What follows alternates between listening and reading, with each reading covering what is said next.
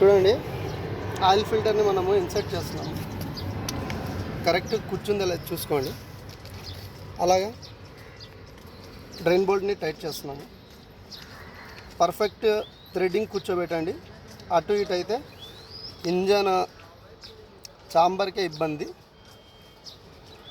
మళ్ళీ lathe machine అంటూ తిరగాల్సి వస్తుంది. కరెక్ట్గా కూర్చుందో లేదా మీకు అర్థమవుతుంది. చేత్తో టైట్ చేస్తే అర్థమవుతుంది.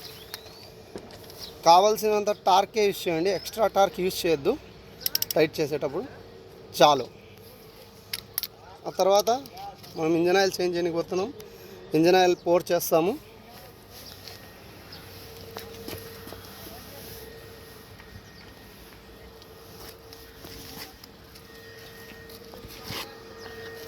ఇంజన్ ఆయిల్ పోర్ చేశాక ఇంజన్ ఆయిల్ చేంజ్ అయిపోయినట్టే.